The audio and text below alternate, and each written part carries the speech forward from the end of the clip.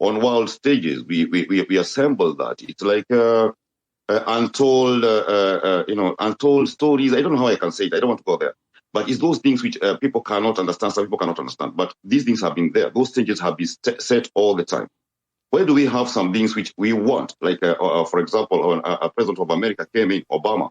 I was thinking it was, even we had there was a celebration in Kenya. I was not in Kenya, but even my friends were telling me, hey, you guys are okay? Are you okay in your heads?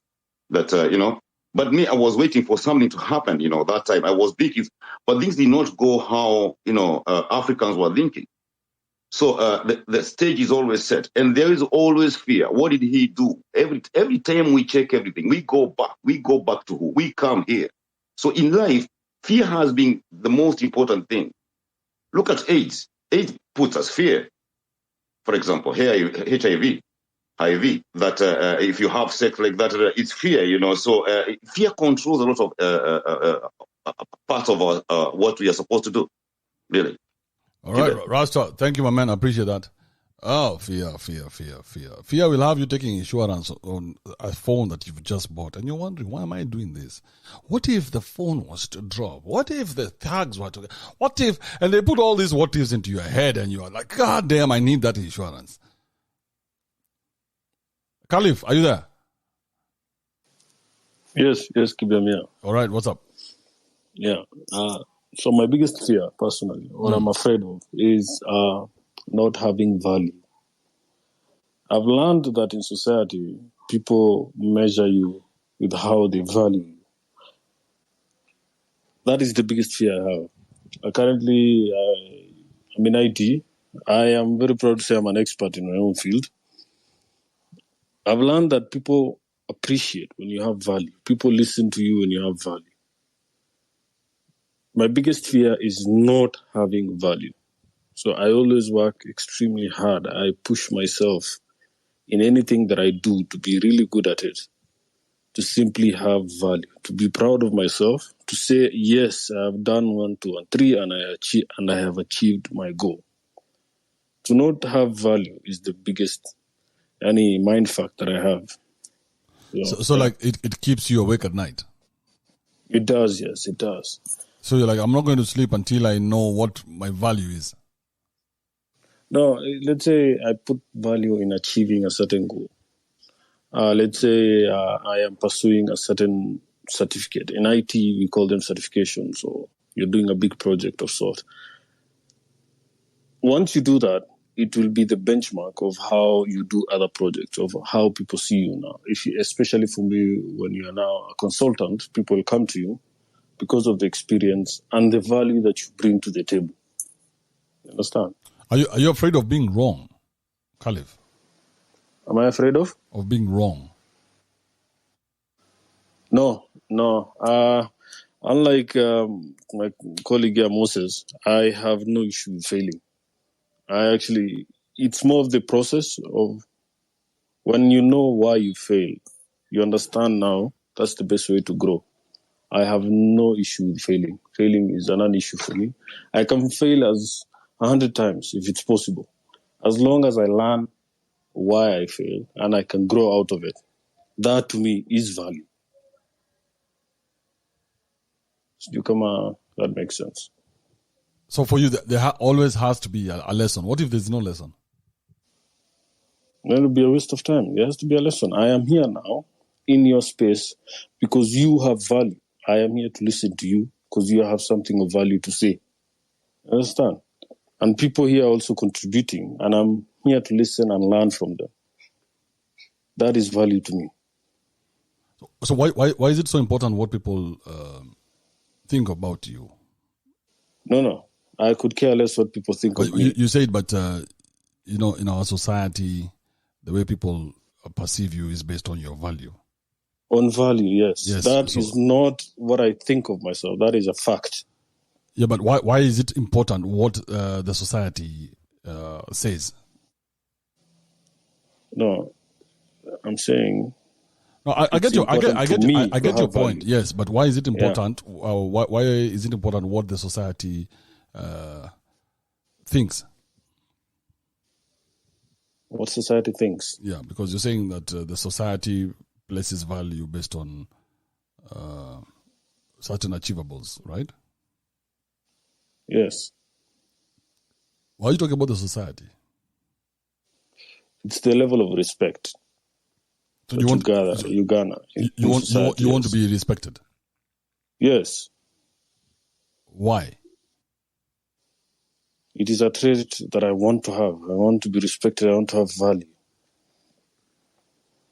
And when that respect doesn't come, what happens? You keep looking for it?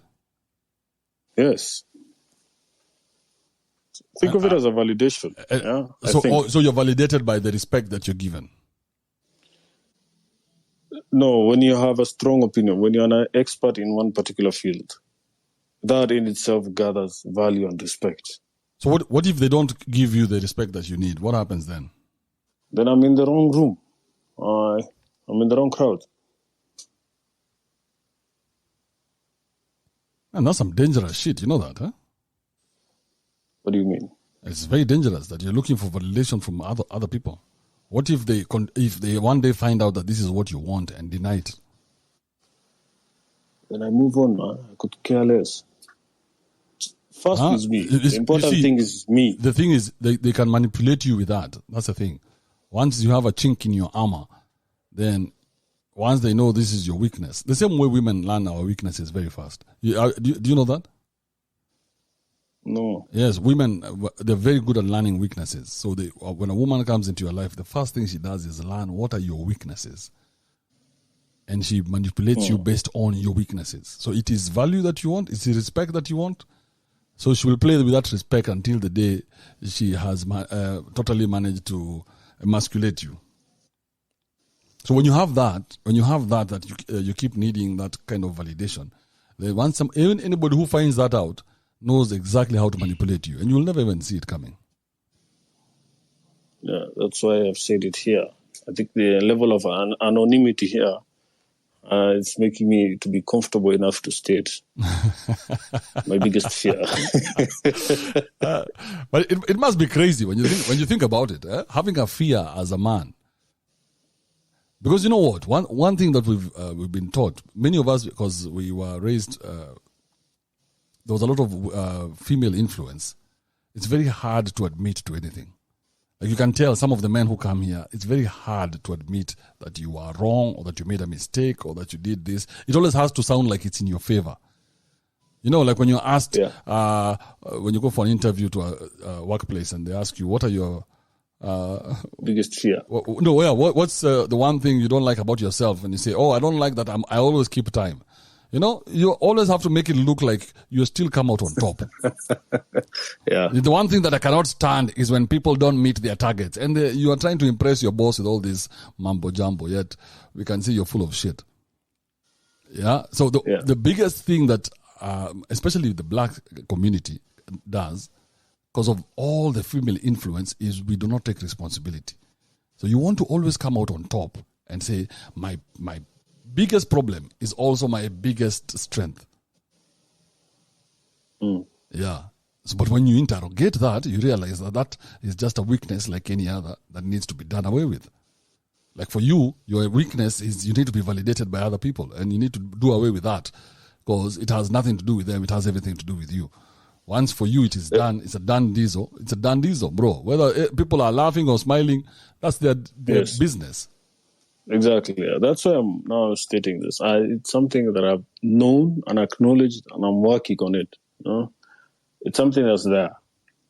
It's there in my face. But where did it come from? You have to ask yourself, where did it come from?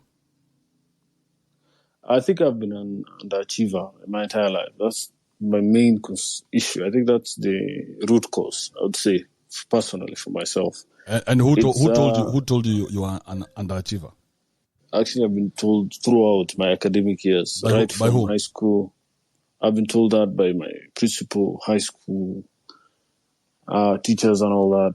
They've told me at different stages of life, if you just put your mind to it, I know you can do this. That's why you're not performing. Who at home told you that? No one at home, no. My parents could care less. My parents were very religious, I would say, the Somali guys. So as long as I knew the Quran and prayed,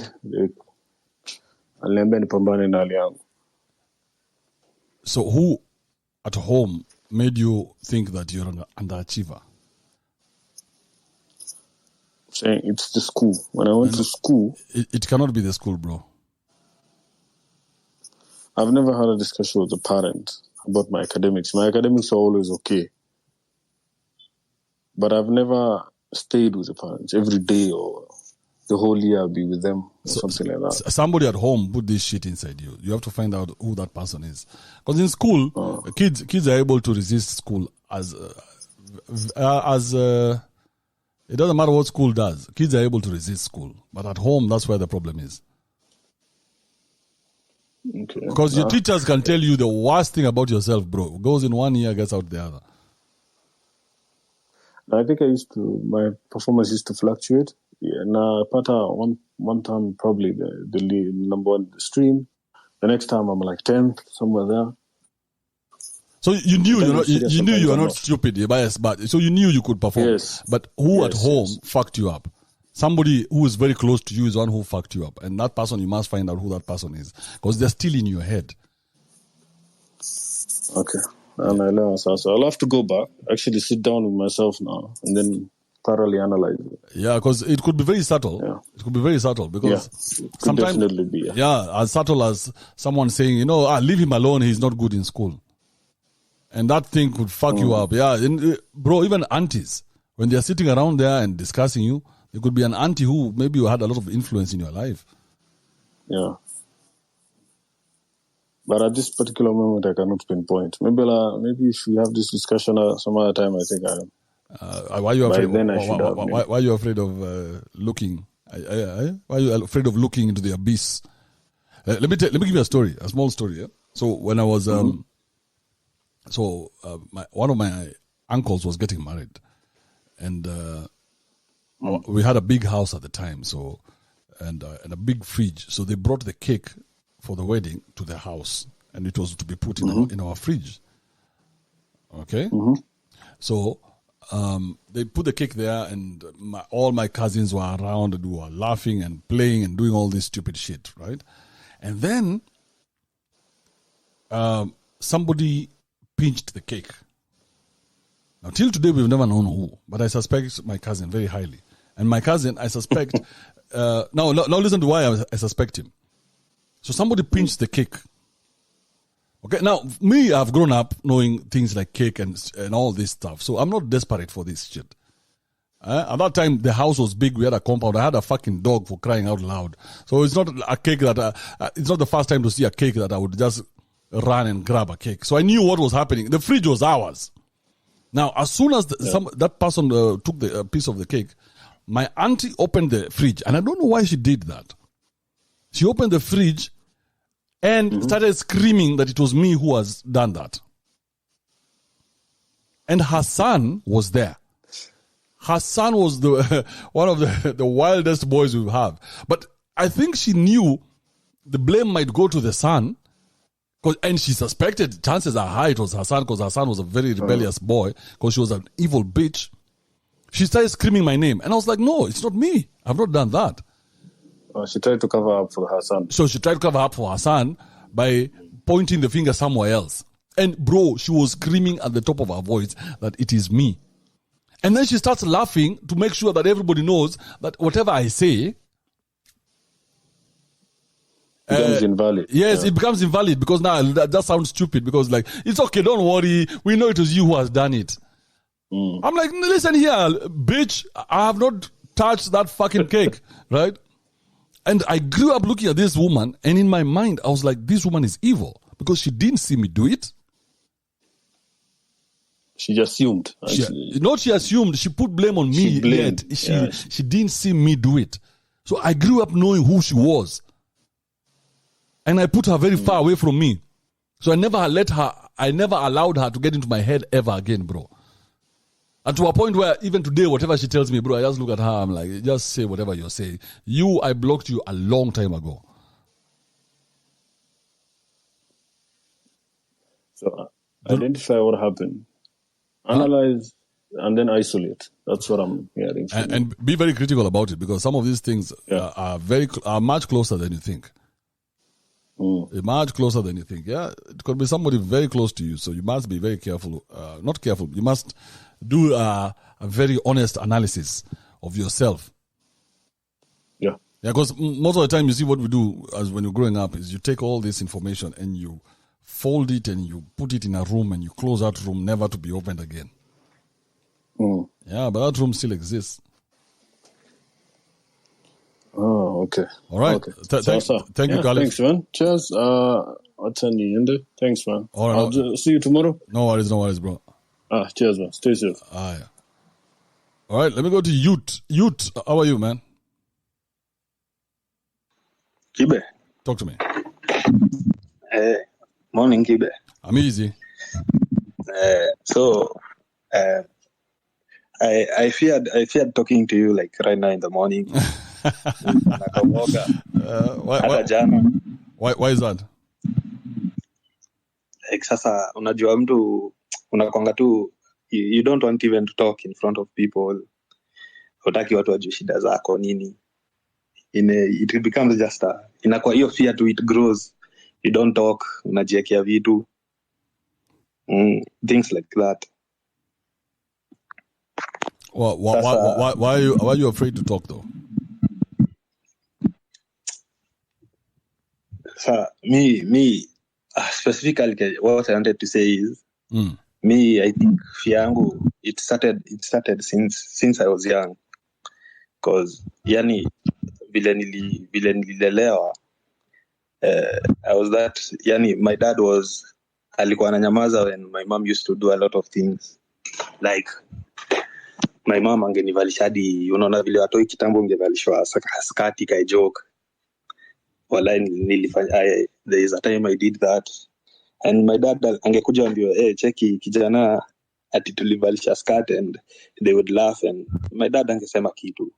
But sahi manze when I think of it, I can't even, I don't even know what I was doing. I can't imagine even my dad allowed like mimi nifanywe kitu kaa hiyo. It's so naona tu nilikuwa my dad used to leave me a lot with my mom. So my mom I used to stay a lot with my mom. So I think nilijipoteza hapo. Do you resent your dad for not protecting you against your evil mother? Tangu let me be honest. I have been like this fluent listening to you, like nimeanza like from like imekuwa kama month, but I have learned a lot, nimechange a lot. So no nimeka hivi, I feel like it's fair to blame my dad, but I feel like no, but a big part of it. But he was weak. He was. Yeah, he should have stood up to your mother. Why did he allow your mom to do all that stupid shit to you? I don't know, because juu hata ukiangalia my dad is, when Mkikuyu is a Mudhuri, he goes to these things, Chinja, he's an official.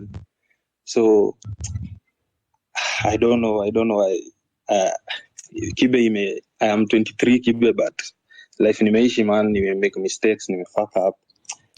Ndo tangu tu nianze tu kusikiliza ndo nimeanza tu kureset. I'm resetting everything. But have you seen that your dad was weak and your mom was evil?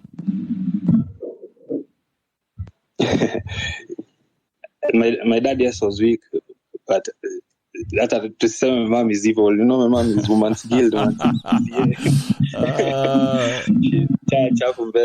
I don't want to say she's evil, but it's okay to say your dad was weak.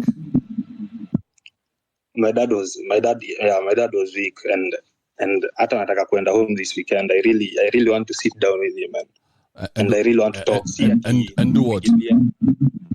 I just want to tell him, Dad, I wish you could have told me this and this, because you know I'm also juu ya kuishi na mama. I grew up as an emotional man. Then I watched your video, then nikasikia sema you're weak, and ikaniuma. Nikasema I don't want to be an emotional man because it never felt right. But so nilikuwa najikuta in relationship. But haven't you become just like your dad? By that, I realized I'm becoming like him, a photocopy. I realized I'm just becoming like him, a sad reality. And you're going to be afraid of. There's some noise on your end. I don't know what's going on. And I think it's my building, Milango. Are you using headphones? Yeah, and open mic. Naongea tu kwa simu. And there's another noise there every time I speak. Okay, just mute your mic for a second. Okay, so it will have to be we're talking on a walkie-talkie. So I talk, and then I keep quiet, then you talk. So the thing is this: you have to realize that your dad was weak and your mom is evil. Okay, you have to realize that. So you cannot divorce yourself from that reality. Your dad is weak and your mom is evil. That's why your mom was able to do those things that she did, because they were not right. She should not have dressed you up the way she did and all that stupid other shit that she probably did. You cannot even tell us.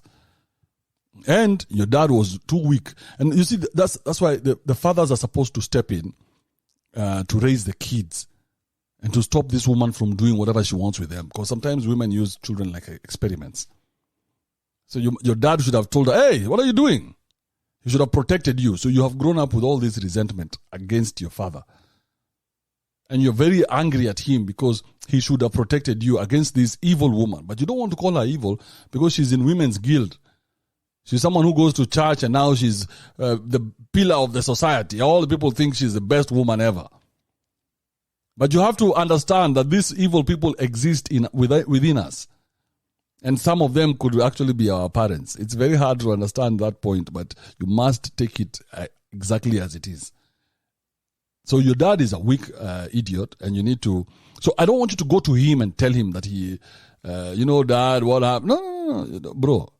You're doing this for yourself. And since you're doing it not to change him, then what you're doing is telling him what you did was weak. And you were very weak at that time. But I know probably this woman had sat on you. Because that's what happens. When a man is weak, the woman sits on him. And now all her evil comes out. And you'll find that she has changed friends, or she has this group of friends who are as evil as she is. So do not go to your dad asking him that you want to talk. There's nothing to talk with a weak man. There's no discussion you're going to have. Yeah. So don't go to him and say, I want to sit down and let's discuss. No, there's no discussing with a weak man, because what's going to happen is the minute you leave that house, the woman is going to go back and take her seat on top of his head. So you don't want to do that, because now they will make you the enemy. You want to go there and tell them, I know what was happening in this house and it was not right, and you too are crazy, and I have forgiven you, and I probably want nothing to do with you until you guys align yourself accordingly. So you go ahead. That's true, Kibe. Even when I was like in primary, I used to get involved in like the arguments and stuff. And most of the times my dad, mwanaume hataongea. So my mom would come and anani brainwash, ananiambia ilikuwa hivi. So hata unajikuta like I was not even close to my dad. I was like nikakuwa sasa mama's boy. So but ndafanya hivyo vile umesema. That's true. Ni ukweli tu. And you have to stop looking for validation or now you're a grown up, you're 23. You cannot go back in time to who you were at the time. So you're a grown up. At 23, you cannot go and ask them, please treat me like your son again. No, they cannot. They can never go back to treating you like a boy that you are supposed to be treated. So now you have to look at them as a grown up and tell them, okay, now I have my own life. I'm living my own life. Thank you. I'll take it from here. Now, whether they validate you or they approve you or whatever it is that you need from them, that has died then. Now you do not need that anymore from them. So as a grown-up, stop looking at them like your parents. Start looking at them as two grown-ups who are fucked up. One has been sat on. And when you go home, I'm sure on Sato, you'll start seeing some of these things in your dad. And you'll be like, how did you become so weak? Yeah, these Fukuswis I keep talking about, you think that what? Some of them do have children. And you look at your mom. Now that she's gone and become a women's guild, why was she so evil? Or even why is she still so evil? So youth, do not go home in anger. If you're still angry, don't go home. I'm not angry. But I'm at peace. Nimeamua tu change, and I just want to talk. I'll just talk to my dad. I just tell him it was like this. Naona and ni hivyo tu. And I tell him I'm a different person and I'm a man now. I'm becoming a man. I'm learning how to become a man. No. Stop going to explain yourself to him. I'm telling you, you go forgive him. Don't go explain yourself. He's a grown-up just like you. Yeah, the same way you cannot explain yourself to me, you don't need to explain yourself to another man. He's a man just like you. You tell him, hey, listen, I forgive you for the part you played in my life because you should have protected me against this bitch. And then you go to that bitch and tell her the same thing. I forgive you for all that stupid shit you put me through. You probably traumatized me. But I forgive you. I know you didn't know what you were doing. Now, your mom is going to try and do backflips and scream and call you and say, how do you dare disrespect her after all she's done for you? All that is rubbish, bro. All that is rubbish. Sweep it under. Just don't even let it fall on you. That's all. Listen, I've told you what I've told you, and I'm out of here. And do not go home even with a kg of sugar. Go home standing by yourself. Don't go trying to blow hot and cold. Bro, just go say exactly what you have to say. It will take 20 minutes. Get out. Now, if they want to see you again, they can invite you home. And now it's up to you to decide when you want to go. But they have to know now that they're dealing with a grown-up. You ain't a child no more. All right, youth? So, now, let me know how it goes, man. Kibi, let me say this. Manze, I've started going to the gym. Nimelan kucheza pool. Nimeanza bike riding, manze. I'm becoming active. Like unaongelesha wase manze, una impact mtu. Sahi manze naeka do. Mi hata nimejibaya tu vitu kwangu this week. Pole tu mwanaume tu pole. God damn. Nice. I'm learning a lot, manze. Na shukuru, man. Nice. Sasa kibe. All right, thank you, youth, man. Take care of yourself. Love yourself. Everybody around you will see the difference, and it will always be you at the top of the pile. Yeah. All right, man. Thank you, youth. I appreciate you coming through. All right, thanks. Okay. Oh, gentlemen, you must love yourself. You must love yourself, bro. We've wasted too much time loving others, and that doesn't work.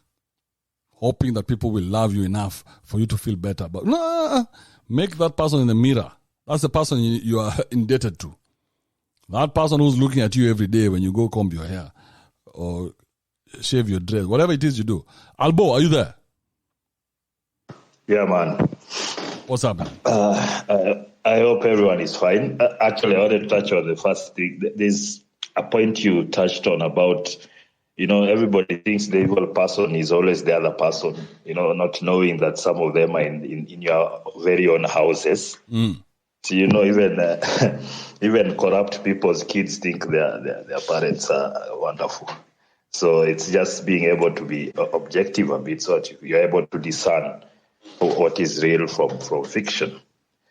Let me say, maybe if I answer this question this way, because I had fears for a long time, and especially, like in my early 20s when I basically failed out of college, and then the entire clan, friends, relatives, whatnot, just, they just shun you. And the way I felt at the time, I always remember that time, and I'm always grateful for it, because at some point I was literally alone, and I was so afraid I was going to be a failure. I always remember one of my uncles who lives in a place called Keroka in Kisii. He was one of the people I admired the most when I was growing up. Tall, strong, charismatic, whatnot. But then by the time I was like 23, 24, he was dead drunk, always in the hood, just making noise. And it broke me in such a way, like, hey, like this is how I would turn out. Mm-hmm. Because people used to compare me and him a lot in the earlier days because of We were seeing me like build, making jokes, things like that. So in my head, I was like, God damn it, I'm going to be this guy. And that took like 5 years, believe it or not. Like, because it took me like 5 years after I was kicked out of college to really center myself and start doing things for myself and developing myself without the external influence, if you like you're self-motivated, like, man, I'm not gonna go out like this. I need to get things right and move. So that was my first fear, which it took me a better part of 10 years, a decade, to overcome that. And that came through making myself competent, being confident in the information I had, also having the nuance of listening to other points of view and trying to gather as much information, try and make it, your decision making as correct as possible. So I worked hard. I sacrificed everything. I was never eating on chiles. I was never looking for sex. I was randy every night like a mbuzi. But somehow I knew that if I went that way, because I'd tried it a number of times and I'd lost so much, I knew it's about not necessarily isolating yourself from society, but quarantining your activities to what just develops you. It's not just everything else, because we're always feeling this sense of we all have to be with other people and be accepted by other people. I know we are social creatures, but that tends to be a failure because we tend to do a lot of stupid things to please other people. So that became something that I was very cognizant about. So that insecurity of feeling that I would fail totally, like that one, it hung with me for a long time. How I became about it is that I became confident and whatnot. But also there's one thing. When I started doing my business, which is in film production, I brushed shoulders a lot with the Kenyan ecosystem of TV, whatnot, Maisha Magic, NTV, whatnot. At some point, I was doing a production for Maisha Magic, and the people in Maisha Magic wanted a kickback, because the way I got the deal, it was very clean. I just put in a proposal with a good pilot, and there was just one person in there was like, hey man, this is great, we have to have it. And he gave me a contract very quickly. But now going forward, to try and get the money and get the project going and whatnot, I realized that these people wanted to take half the money that I was receiving from every episode. So I had a decision to make. Compromise, be corrupt, get less money, and join the crew if you like. You've been in the media, you know these people. Mm-hmm. Believe it or not, I said no. I was in debt. That time I had a debt of about 600K that I'd borrowed from a bank to finance the production, as I was waiting for them to sort out. So I refused. So they jumped over the place. At some point, some chick came in there called Anyadike. I have no fear calling her name, corrupt bitch. She came in there, looked at my program, looked for a small thing that was not even an issue, and and canceled my contract. At the time, I wasn't confident. I didn't have money. I couldn't go for lawyers, nothing. So I accepted that position, which there's nothing really I could do about it. I tried to chase whatnot. But then 3 years later, when I could do it, I sent a letter from my lawyer to the South African office, and I was paid my full money without them having to air my content. So the fear I had of being accepted into these stupid cartels was not even a real fear. It's just these people who try to make you fearful are themselves very inadequate. That's why they try to make people fear. You can remember the last 2 years, what the media and politicians and pharmaceutical companies have done to us. I mean, you can tell the only way to get people to do things that they're not willing to do is to make them afraid. Once you understand that, then it becomes easier for you to make decisions that don't necessarily based on fear. Because every time you do something or base a decision on fear, more likely than not, it's the wrong decision. If it's not the wrong decision, more likely than not, how you go about trying to solve that issue will be totally wrong, because you'll be in your emotions. You won't be able to analyze the threat levels and things like that. So I don't know if I've talked too much, but last thing that I thought I would say, this is a bit out of myself. I don't like blaming other people for situations, but it's very difficult to ignore the stupid, spineless, dishonest people that are all over the society right now. We have no control over such motherfuckers. And their decisions and the things they do affect a lot of us a lot of the times. So that fear of those people, I can't say it because what I do normally is that I don't engage with them or with their businesses or whatnot. But it's still something that I feel I have to have a healthy fear for, because these stupid people do stupid things, and oftentimes they might come to blow up in everybody's faces. That is my take. All right, thank you, Albo, man. That was a nice story. I'm glad you went all the way with the South Africans, because now, yes, because now next time somebody's going to try and do that stupid shit, they'll be like, "Hey, remember, there's a precedent. It's called a precedent, bro." Yeah. Yes, when you stand up for yourself, you're setting a precedent that person will never be able to mistreat somebody else the same way. Yeah, the problem is they are still mistreating people because a lot of the people who get deals are goddamn corrupt cowards. So there's still a lack of a critical mass to swing things in my estimation. So, okay, there's just something. But for you, when you left there, because again, remember, the world will never stop having stupid people. Yeah, man. Yeah, but the stupid people cannot be the ones talking. That's for sure. Yeah, so the people who need to talk are the ones who are like you now, who stand for what is right.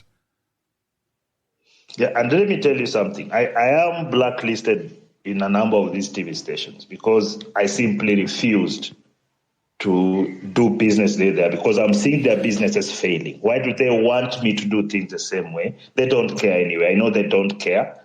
Like mainstream media in Kenya has lost, in the last 5 years, they've lost 60% of their advertising and 70% of their viewership / listenership.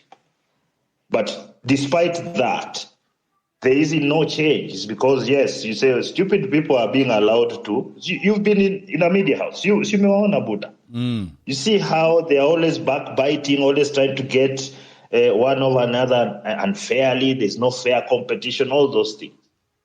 So I don't know. I am not. I think that if you overcome that fear, you are not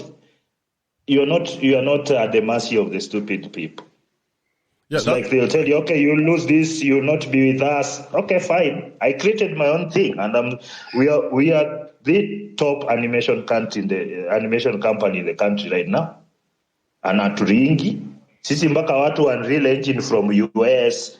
They have given us money to do things.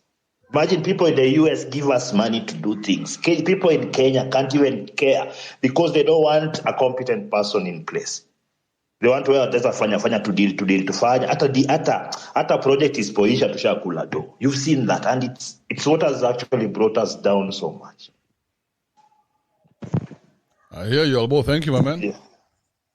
So cheers, my guy. All right, thank you, my man. That is nice. It's always good to hear when a man stands up for himself. Don't worry about the world. The world will sort itself out. You're not here. You're not Jesus to come and try and fix the world. No, just fix your world, yours. That this person will never walk over you again. Every time they see you walking in, bro, they'll be like, I'm not dealing with that stupid guy. Arab Lagat, are you there? Ibi, what's up? Talk to me. Yeah, I'm good. It's been a minute. What's happening? Are you still riding? Yeah, of course. On the weekend, I had a ride from Eldoret to Kisii. Oh, about 200 kilometers. How was that? God damn. Yeah, it was tiring. And when I came back, my quads, my muscles, my leg muscles have been hurting for the past 2 days, but I'm getting better now. Man, were you alone or you went with the crew? No, I went to the group and we came back with the same group. The same day? Same day? Nope, we went on Friday. we attended an event on Saturday and then we came back on Sunday. Yeah. God damn. The possibilities of youth. Kibe, I mean, do you know it's amazing. if today Araplagat is one of these women call him, he can't deliver shit. Bro, this guy can stand on your cheek. This guy is riding 200 kilometers in a day. Fuck that. What are you talking about? This guy can stand on your bunch up the sheets at the end. Andrew. What the fuck Andrew. you say? Why Atatoka na blisters hapo. why is Gift still talking? He should sit down and listen to the wisdom that came from Albo on how to start for what is right. Remember, the sacred guy. Remember, this guy wanted to shit at my story because he wanted to poke at my story. And now Albo just gave us a story of his struggles with the corruption in our own country and how he overcame it, not by giving in, but pursuing what is right and standing for what is his values. Gift, sit down and learn something. But George, I what I said is at times it's good to be considerate, and I understood your point of view. I'm not saying what you did is bad, and I agree with what Albo did. And for me, I decided to create something on my own and not be employed. That's me. I was tired of fighting the system.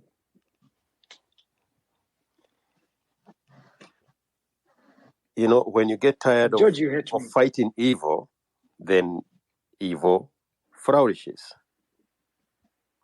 George, you really hate me, eh? Hate you? I don't know you, bro.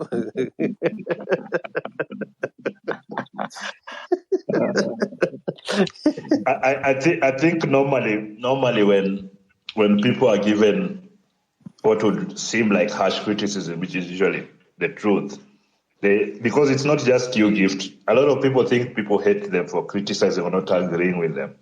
It's just that people have to get over that shit, man. No, we've also come from a culture where we compromise, we give in, we get stopped by the cops, and even before we were told why we get stopped, we already have 50 shillings wrapped up our palm and give it to the cop because that's the culture we come from. But you saw the ramifications of this corruption and evil of the people, curtailing your progress, and you knew it was not sustainable. You are in debt of, you said around 600K. Yeah, almost $6,000, and yes. You are in a desperate situation where now you have to stand for your values. And the number of weddings I did, my friend, I hate doing weddings. I shot weddings. I shot weddings to pay that debt. Yes. I was simmering for about 2 years paying that rent. Yani ile pesa yangu nilikuwa na pay Slay Queen weekend. I had to give to my bank. Is the Slay Queen still single, asking for gift? George, I want to ask you a question. I want to ask you a question. Tell me. Okay, guys. Gift. Wait, hold up, Gift. Gift and George and Albo, you guys came and you interrupted a conversation that I was having with Arab Lagat, and now we didn't get a chance to even go. We were at 200 kilometers a day riding. Can we finish that and then come back to you guys? Selfish ass motherfuckers. Yes. Arab Lagat. Let's do that. Yeah. These guys just hijacked our convo. I was like, what am I missing here? All right, let's go back. Yeah, so what am I afraid of? Yeah, okay. When I usually meet new people, I have this sort of anxiety or something that I lack what to talk about. So maybe I'll just meet with you and then on the first instance, I'll greet you and then I'll keep quiet for the next. I don't know how many days or how many minutes. And it's something that I have been dealing with. And for instance, sometimes, in the first days when I was speaking on your spaces, I had to collect all my points into a simple sentence and then relay them out, because then after maybe some few seconds, the anxiety would creep in and then my points would slip off from my brain. Yep. So mostly what I'm afraid of is the strangeness in meeting, the awkwardness. Yeah, that is it. Are you afraid of awkward silences? Exactly. Yeah, that is what I'm afraid of sometimes. Why is that? I don't know. Because I lack words to speak. But you don't lack words to speak. You speak very well. Why are you afraid of that? Who put that fear in you? I have no idea. Again, remember that every fear that you have is fear that is from outside. It's not from inside. Yeah. Yeah. So that fear has been put in there by something or someone, and that's the person I want you to investigate today and tell me who is that person who put that fear. That every time you meet someone, you don't feel like you are good enough either to talk to them or you have anything important to say. I don't know, because if I think about it, okay, let's say when I meet people who are bigger, let's say older than me, then that is when exactly I have nothing to talk about. Okay, I have no idea why. Okay. Again, remember, older than you doesn't mean better than you. Okay. Yes. So, is that a fear coming from your home that they instill that on you, that if someone is older, you cannot speak, or what? What is that? Well, generally, from my tribe, when somebody is older than you, then you usually tend to have more respect, so that when you meet them, then you just have to keep quiet first until you get the angle. Then you can relay what you have to say in their angle at first. That was for the past. But these days. So what about like when you meet women? How do you behave with them? When I meet women, especially women who are strangers to me, I just greet them and be on my way. I have nothing to talk with them. But if they are women whom I know, let's say my aunts, I'll just maybe greet them and ask them about their well-being of their family and be on my way, nothing more, nothing less. Yeah. So who broke you? Broke? Yeah, who broke you? Somebody broke you along the way.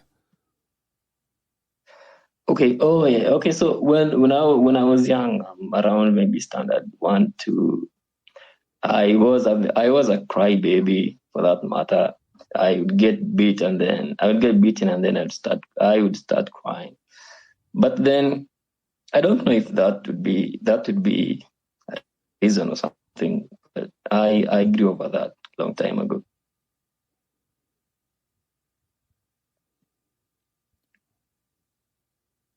Is that it?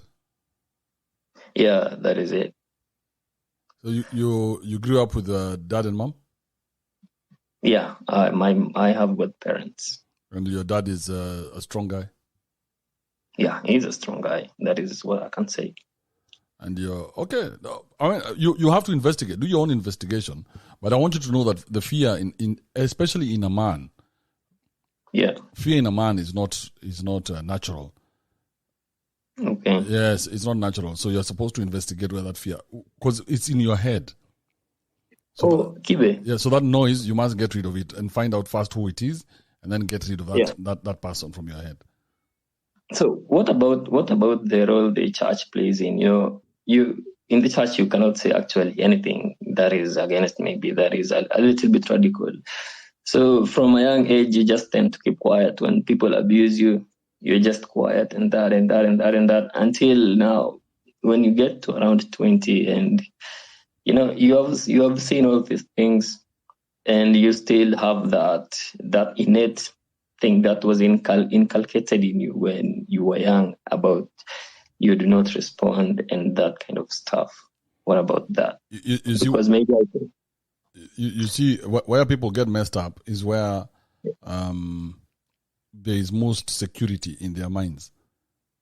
You see, like when you go to church, you can block off yourself for that 2 hours, 3 hours a day. You can block. Yeah. Kids are known to block that. Even to school, they can block school away from their mind. So school doesn't become an influence to them. Okay. But at home, at home is where all the damage happens. Yeah. Because these people have, they know you through and through. So you need to investigate what happened at home. So in school and in church, you can block off. You can go to, you can block off even your friends.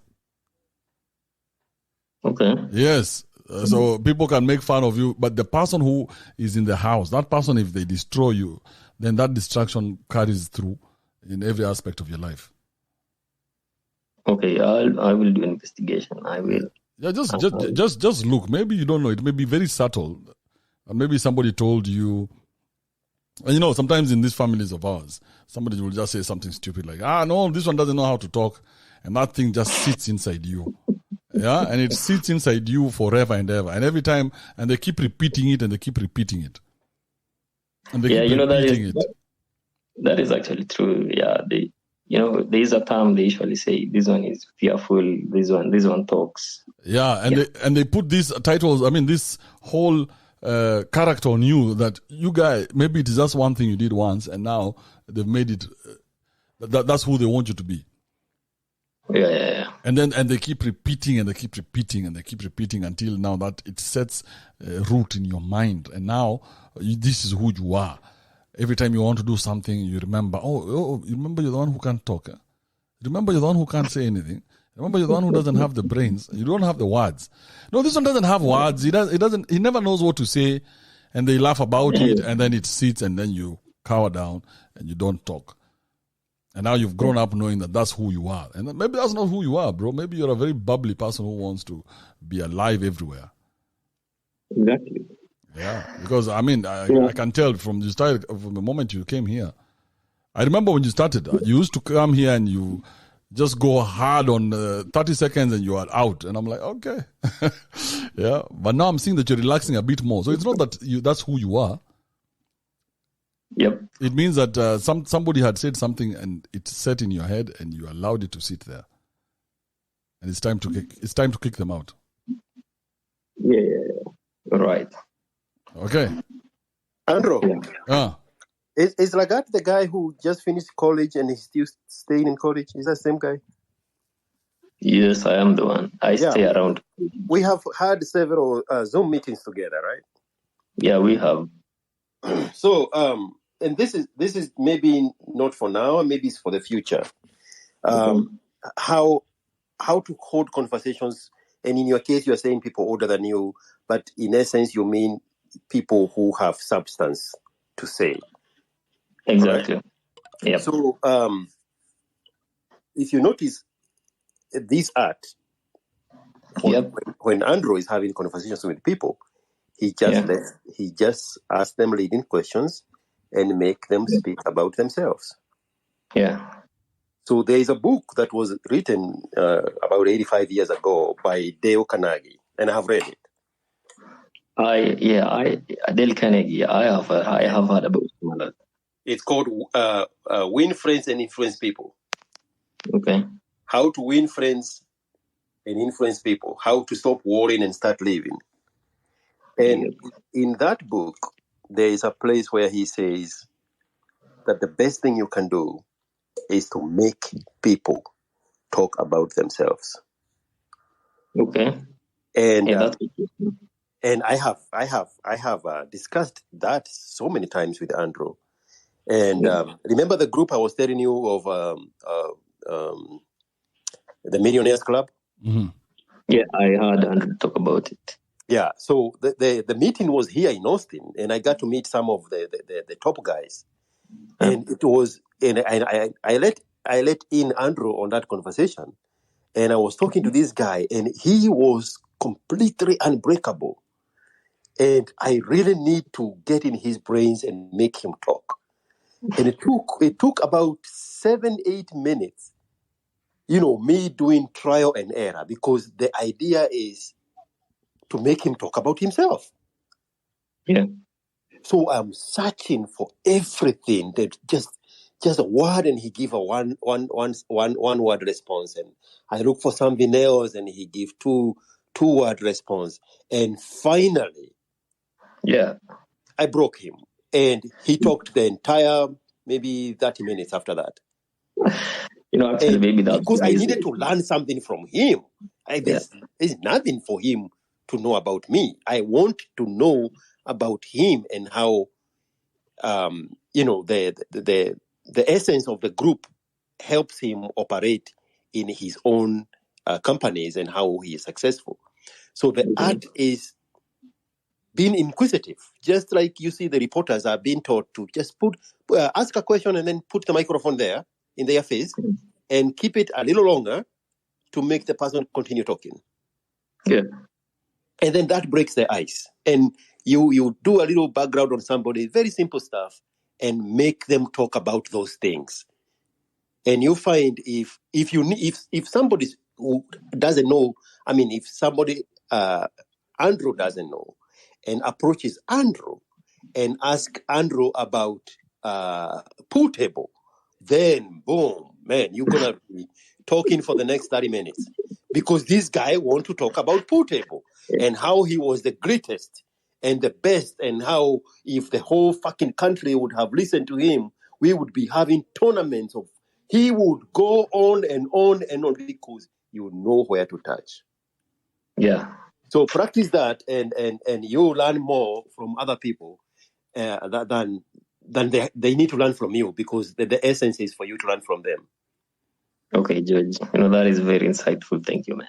And that's why, briefly, I see the frustration, especially when Chachi was talking to Kirubi. Yep. And instead of concentrating on asking this guy about his journey to where he became a dollar billionaire in Kenya, he's bringing silly stories about the car and the speed and how many of it completely steals from us the benefit of hearing this guy talk about himself. Yeah. All right. Happy with everything. Thank you, man. That is very insightful. Thank you. All right. Yes, that was Lagat, Arab Lagat. Kevo Kadinya, Mr. 200 miles a day. Brian, are you there? Brian Ingudi.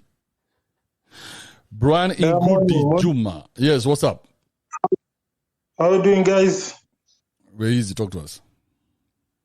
Okay. My biggest fear for a long time has been mediocrity. I've always had a healthy fear for anything that is somehow low quality or substandard.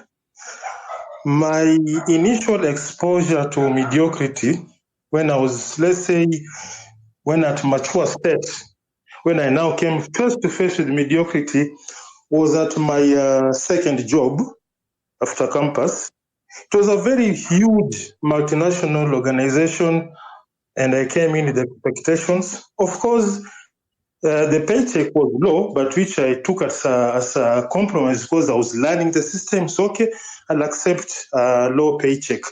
But the conduct of people inside the company, I found it to be very low life, backbiting, in wrong language, insults, whatnot. So I had a very huge war with the establishment in terms of the way of conducting themselves. And I used to be very open. I used to tell them, guys, I may be new here, but the image you are presenting here is off spec. And I used to get into a lot of trouble. My immediate superior used to report me to the general manager so that I get fired. Fortunately, it never happened.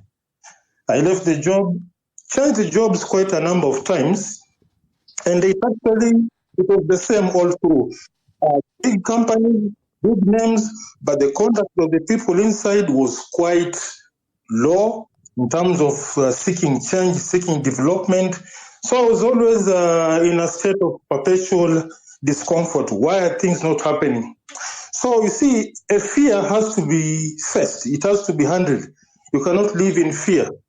So when I got laid off from my last job, That was in 2020. I was laid off due to ideological differences. The company was using this method of, a shepherd and a sheep, whereby the big boss is the shepherd and you are the sheep, and you follow whatever mediocre stuff that is put to you. And some of us are like leopards. If something is off spec, regardless of how senior you are, and it's mediocre, we'll say, no, we can't do this. So, Brian, what do you mean mediocre? Mediocre means low quality, below expectation. For example, when you're employed at a company, what was your expectation of them? For example, my first company was a multinational. One of my expectations was proper communication channels. We used to have a system whereby meetings would begin with insults and shouting and threats of firing people. And I used to say, listen, this is below standard. You have to communicate effectively with people. This is a multinational company. You cannot talk as though we're in some sort of a keg joint. So that mediocrity was what was making me feel very uncomfortable. Is the word mediocrity? Why do you have so much fight in you? What's going on? Not fight. I'm just being open. Maybe no, I'm not talking about the fight to me. I'm saying, why do you have so much fight? Because you say that when you went through all the companies, it was the same mediocrity everywhere else. The only constant was that you were moving from one company to another. Well, let me give you a brief history of my... No, I don't want a brief history. I want you to answer the question the way I'm asking them so that we can go somewhere. Okay. Yeah. So, why are you using the word mediocrity? Where did you get the word from? Mediocrity means the quality is below expectations. That's the meaning of the word mediocre. Average quality. Below whose expectations? My expectation. So you go into a company and you have your own expectations, and then now you start trying to teach them how to do things. Well, there's apart from expectations, there's what you call common sense. So all these companies where you're getting employed have no common sense.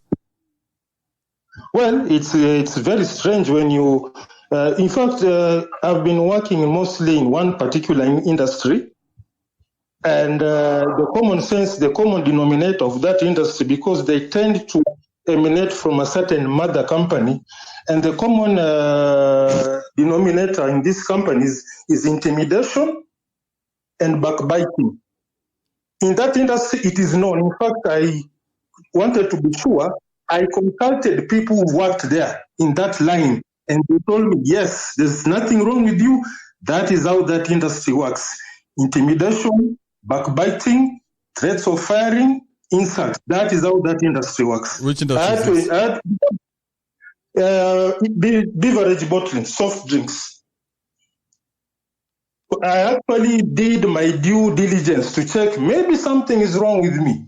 I did my due diligence. In fact, I had one superior who joined in from another industry, and he actually left, and I left with him. So it's a thing that happened. Then I said, okay, what to do? Because I cannot live by complaining. I cannot live in this perpetual fear. Things have to be solved. So what I did, I got up with a group of like-minded individuals, and we went into e-mobility. We are actually in the, what do I call it, electric mobility industry.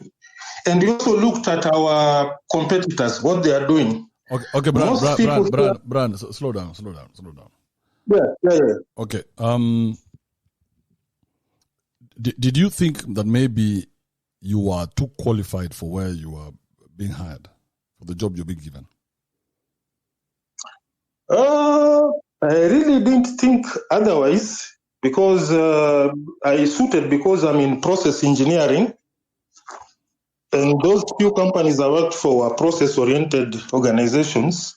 And I also did my best because in terms of performance, because I made a point of ensuring that before I leave, I do what we call, I do my due diligence and ask about performance. The first 3 companies, it was due to just resignation because I found other places. The last one, they laid me off on the pretext of COVID-19, but deep down we knew it was just a difference in what we call it, ideologies. Even my letter says COVID-19 was the cause of the layoff. That's it. All right. So it's not that you are too big for the position. Mm-hmm. Because no, just difference in ideologies. But because you've not been satisfied from the moment you started working. You've never sat in a company and said, "Let me try and make this work." You're always moving from one to the next, right? Yeah, I've always let's say my average working what do I call it? Average employment period by company has been about, I think, 5 years, 555, if my average calculations are correct. And how many jobs have you had in those 5 years? Let me see. Coca-Cola, refineries. There's now 3 jobs now. So 3 jobs in 5 years? No, 3 jobs each 5 years. Or each 5 years?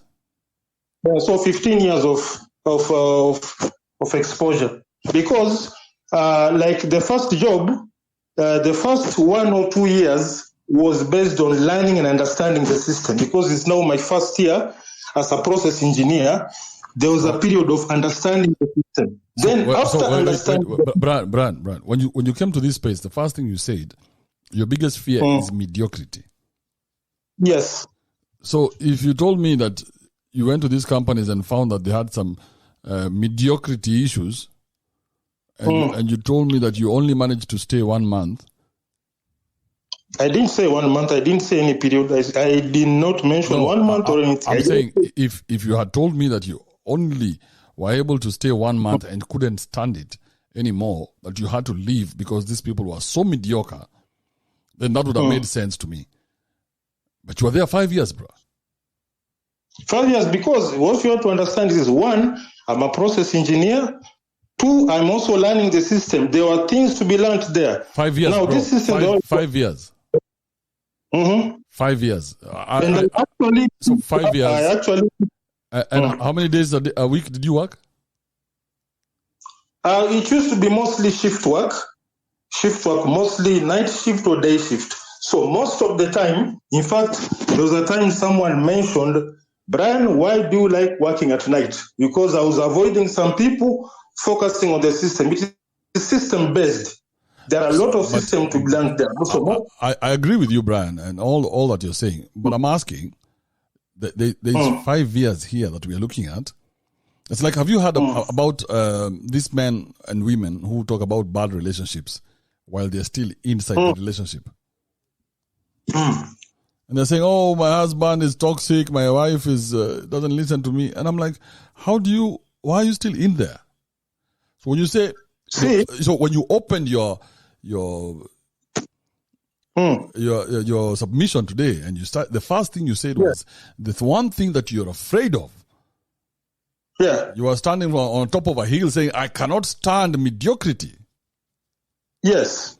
Yes, I cannot stand it. But then again, you come and tell us you have worked 5 years in each company. That means there is something different you're not telling us. Well, the thing is, like, for example... Because if you could not stand mediocrity, how are you able to work in a company for 5 years until you can get a better job?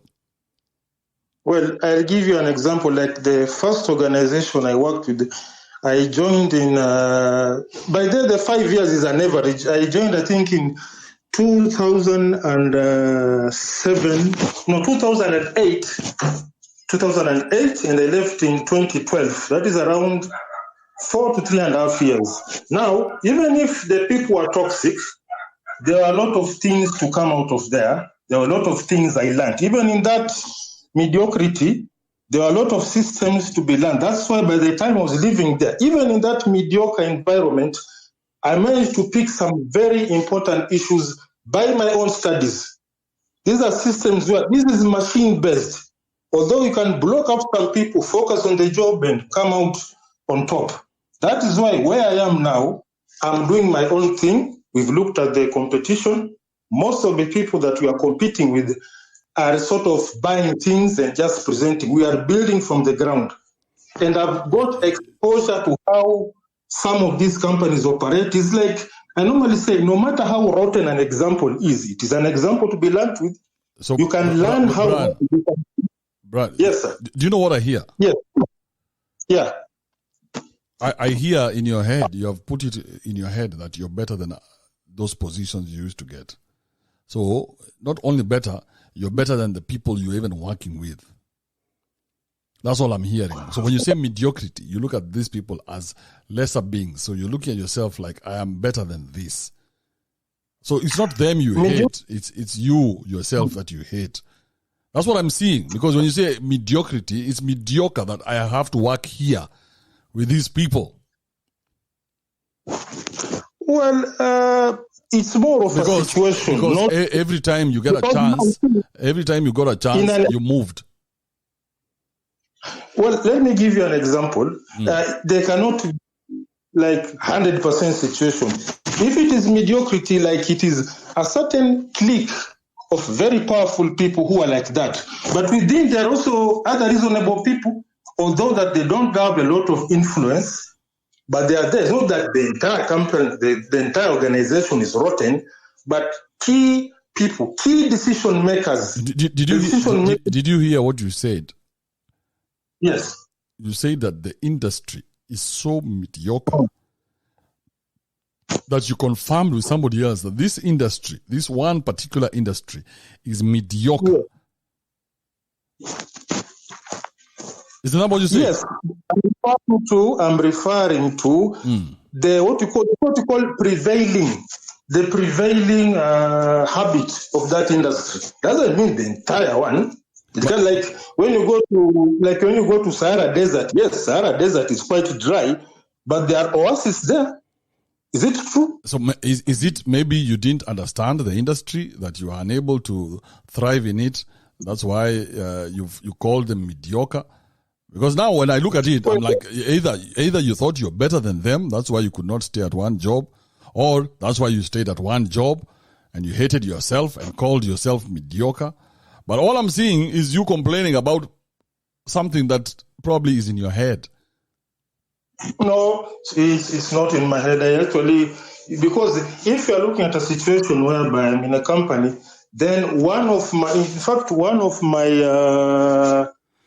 previous heads of department, somebody who joined the organization, found me there as my head.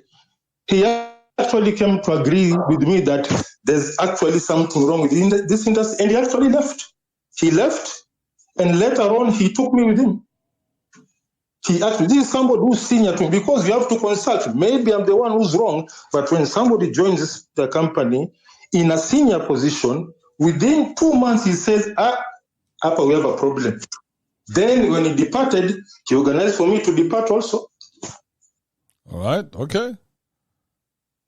That's my pick. That's my... but I'm open to views. You can give me your beat also, because being human is also realizing where you've gone wrong. If you've seen a point where I'm wrong, you can also point it out. But that is my main fear is people not doing things as per their potential, people going the wrong way. That is really what sort of rattles my nerves, if I may use such a language. Thank you. Thank you, Brian. I appreciate that. All right. Mkenya Daim, are you here? If you want to speak, please. I see Tabs is here. Tabs, did you want to say something, or you just happy being a speaker? Happy. Even Yoruba Demon is here, just happy being a speaker. I see JT has been here for the longest, doesn't want to say shit. What's wrong with you guys? I thought you were following a certain cue, man. No, just let me know when you want to speak, man. I can't just pick you up from just because you're a speaker. Some of you just like being here because the women are looking at you. God damn. All right, I'll come after Mkenya. All right, let's go, Mkenya. Yeah, I just wanted to make a short comment to Brian. Brian, I don't think you are afraid of fear. Probably you just have a bad personality and you are someone who doesn't really adapt to changes.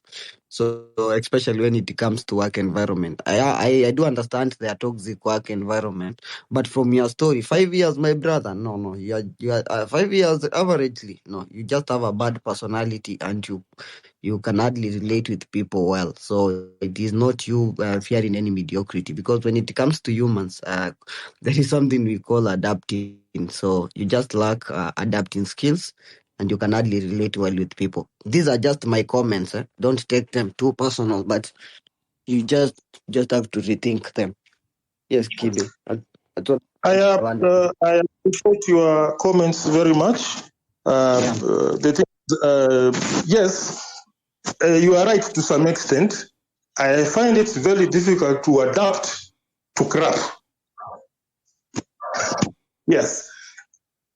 Adapting, yes, I can. But when it comes to things which are somehow really not often, I normally consult. It's not that something I'm holed up in some kind of a silo or a bubble whereby I just float around and hang around people. I do consult, and we actually, with a group of, that's why right now where I am, I'm working with a group of like-minded people.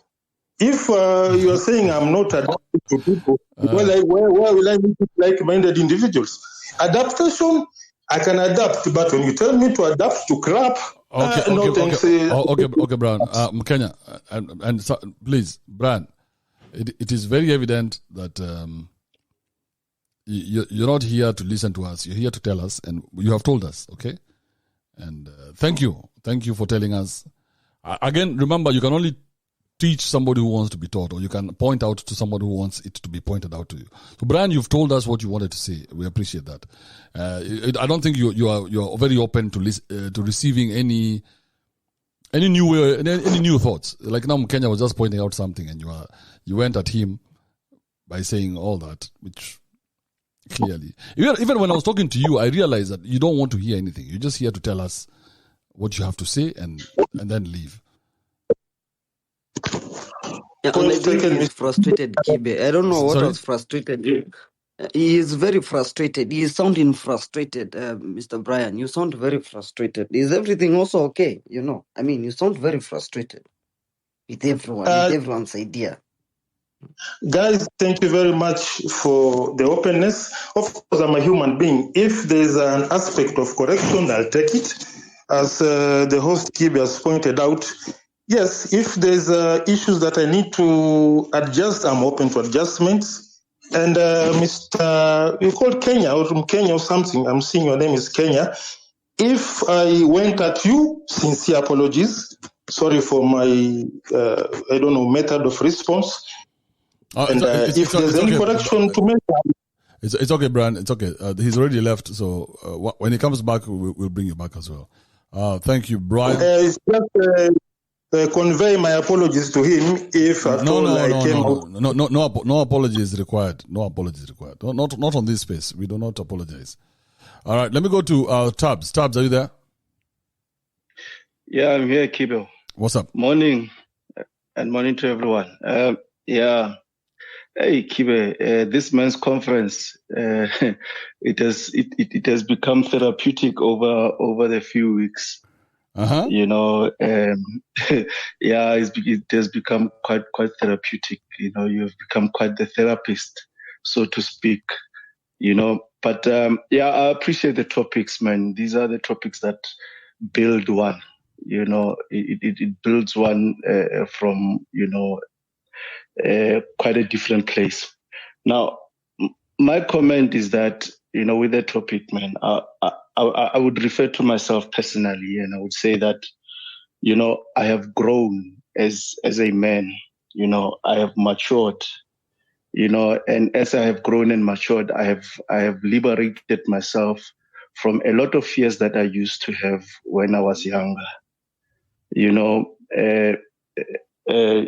In life, you must not be afraid to take risks, because that's where you grow.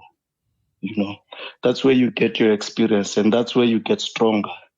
The more you fail, the more you develop, that hard skin where very, very few things can break you in the future. So myself, I'm at that position where there's quite a few. There's very few things that can break me now.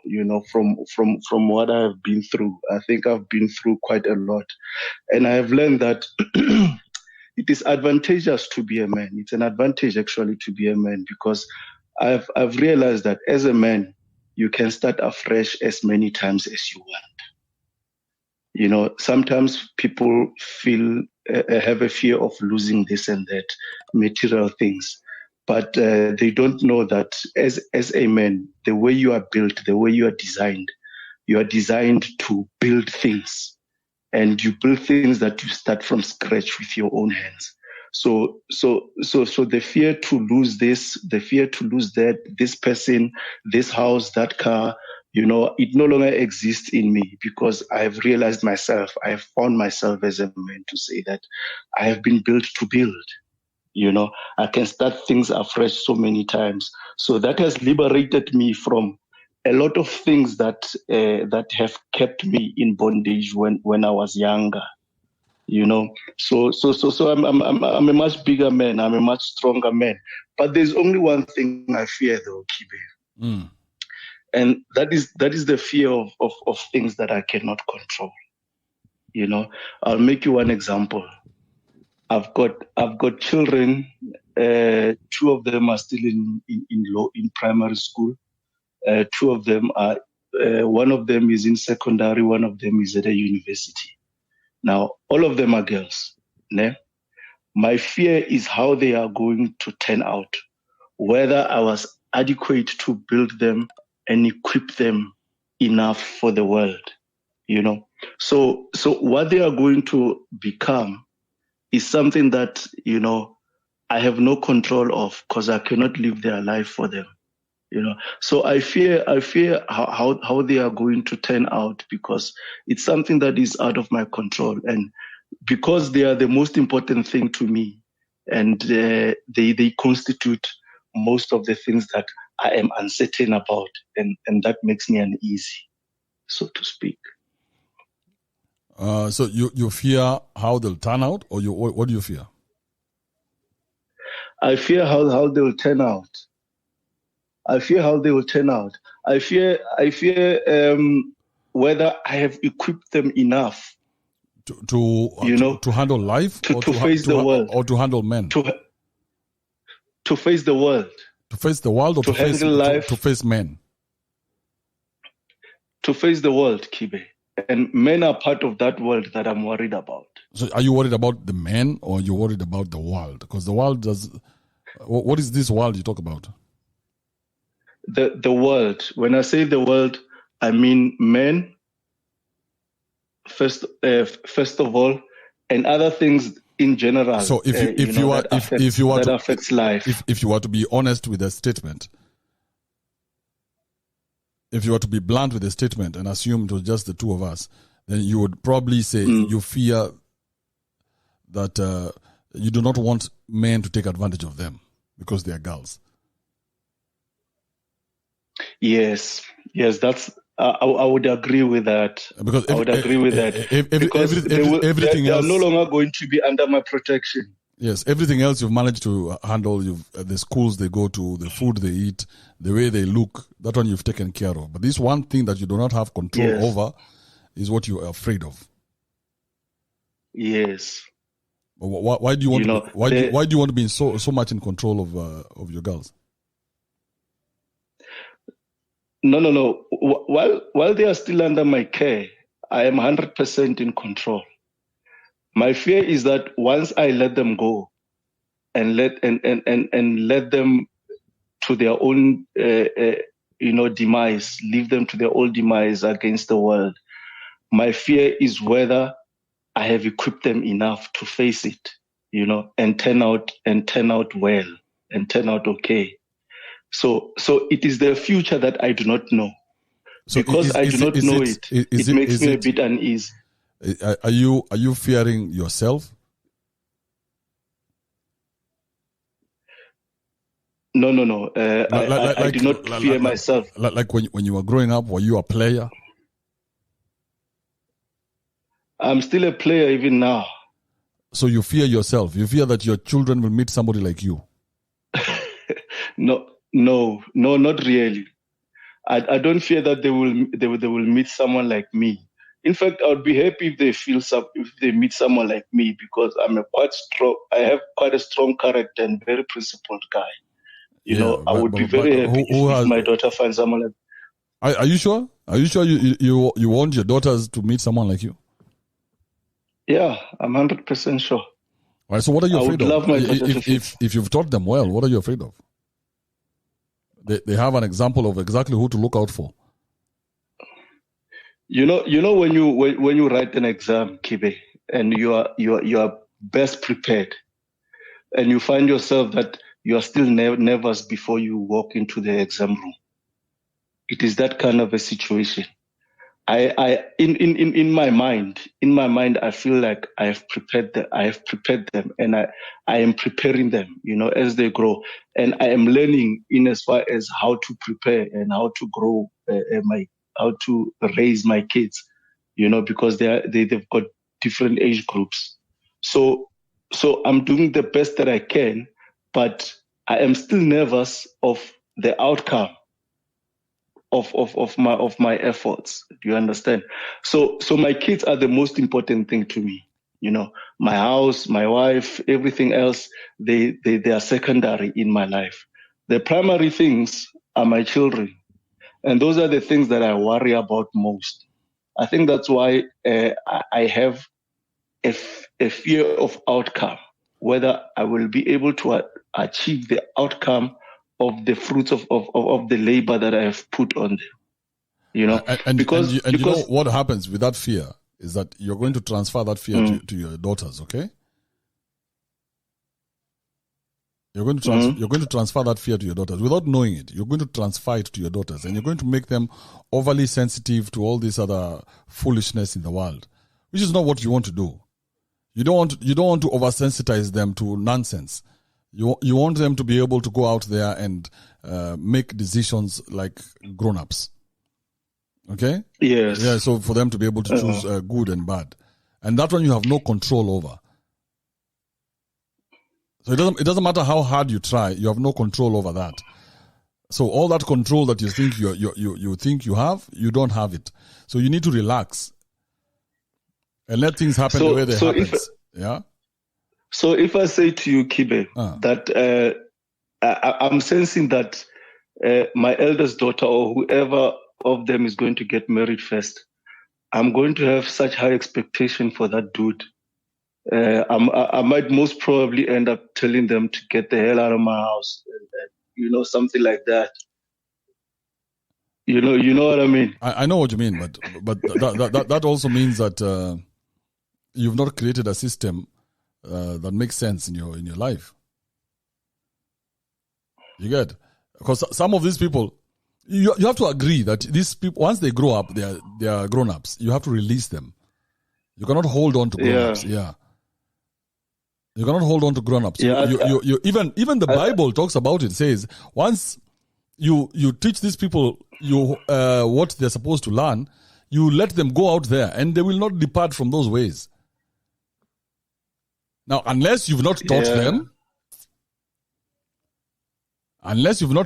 then that's why there's a fear. But if you've taught them, then whatever mistakes they make out there, they'll always recalibrate. They'll always come back to where they need to come back to.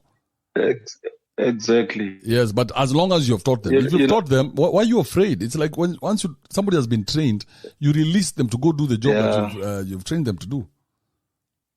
Yeah, I think what you've just said there, Kibe, is important.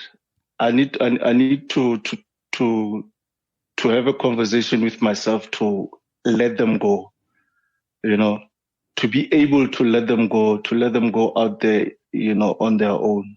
Let them go out there, let them make their mistakes, let them live their life. Now, whatever let them learn. Yeah. But now, if you keep holding on to them, now are you going to marry them?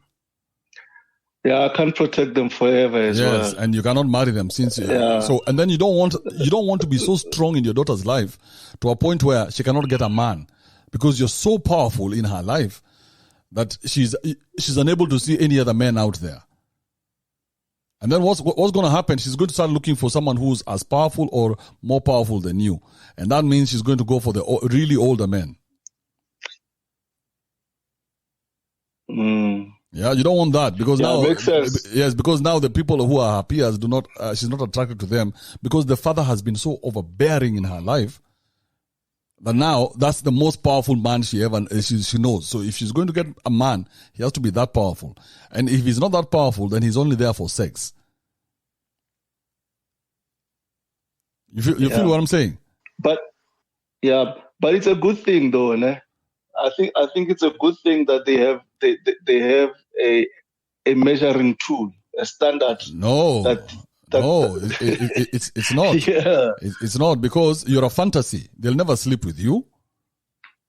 You're a fantasy. They cannot operate on based on a fantasy.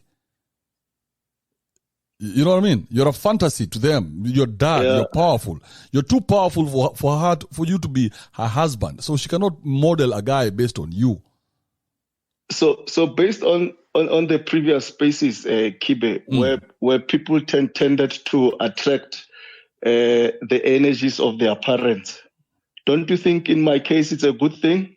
No, it's not a good thing. Because it's a good thing. It can't be a bad thing only on the negative side. No, because on the positive side, it should be a good thing as well. Because you're controlling and overbearing.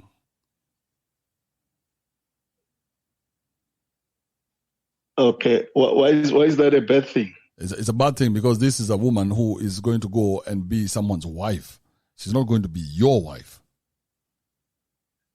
Yes, but if what she has learned from me, is that she needs to find a strong man like her father, no, isn't that a good thing, Kibe? No, she's not. Her work is not to find the man. The man is the one who's supposed to find her. So your work is to train her to be a wife, not to go out there looking for men. Otherwise, she'll look for a man who's just like you or stronger than you. Now, tell me right now, at your age, your daughter is 20. At your age, you're 41. Yeah, whatever age you are. Yeah, your daughter is going to look for someone who's like you or someone who has more money than you. It has been known to happen, right? Yes, it has. Yes, because now the daughter cannot see any other man in her life apart from this man who has been there even when she's a grown-up. Look, I should think that morally she would want to avoid men that are at the same age group as her father, because there will be a mental trigger to say that, it's like I'm sleeping with my father. Let me look for someone younger. But I think that will be a deterrent. No, it wouldn't be. It wouldn't be because she's looking out for someone who is as strong as her father. And the only people who are as strong as her father are the people who are her father's age. Yeah, because when she comes to you, huh? I was requesting, there's just something I wanted to add to Tabs, please, on your line of thought. All right, keep going. Yeah, Tabs, it doesn't matter how well you're prepared, you might fail the exam anyway. Your kids, because growing up in our neighborhood, we had kids who are locked up, always doing what the father wanted until they got to college. One of them is in the UK now, married to a 66-year-old white man. The second daughter has 3 kids with 2 different men, and she's a drunk. These kids couldn't even say hi to us, even in our teenage years, and we were their neighbors. So watch out what you wish for. That helicopter parenting doesn't work. Can I guarantee you that? I think you're a little bit off the mark there, Alboa. I'm not saying that I am tough and hard-handed on them. I'm saying that I fear that when I release them, what are they going to become? Because I no longer have control. They have left my protection. I understand that. I think maybe if you're not overbearing, this is the thing. I was raised, in my estimation, very well by 2 very strong parents. Irrespective of that, I was a fuck up in my early 20s, at least until mid-20s. But then what happened is that every time I fucked up, I remembered my lessons and I recalibrated. That's the best you can do. You see, that's your advantage as a man. You can fuck up many times and start over many times. But a woman does not have that luxury. She's going to wake up at the age of 32 with 2 different baby daddies. That's irreparable. But you as a man, you can always start afresh, you know. So that is why I worry that much for these little girls of mine. You know, they don't have the luxury to make mistakes and start over like what a boy child would have. You see, Tubbs, right now in 2022, you have to be cognizant of the fact that marriage might not be in the works for them. For them? Yes, it's true. Marriage might not be in the works for them. So you have to train them to know that, am I training my kids? Because the only way marriage can work is if we do arranged marriage, where you, Tubbs, get the husband for your girls. Now that one, there's an assurance there. You see what I mean? Yeah. There's an assurance because you're going to pick the guy, and you're going to pick the guy who you think will treat them right and who has the resources to take care of them. Okay? So you're going to pick the guy. But if you let her go out of the house with the way you've raised her by yourself, it doesn't matter how good of a job or bad of a job you've done, she's going to go out there and chances are she's going to meet a man who is exactly like you. Mm-hmm. Yes, so she's not going to be attracted to men who are her age because, I mean, it's not bad, but again, why would you want her to go out there and choose her own man? And we know that when women are given the opportunity to choose, they always choose the wrong person, right? Yeah, more often than not. Yes, so that's why the guesswork was taken out of that equation a long time ago, but now we've brought it back. And now in countries where women are choosing, the divorce rate is at 60%. Because this person is choosing based on some flimsy feeling that they have at the moment. Then tomorrow they wake up and that feeling is gone. There was no reality, there was no logic.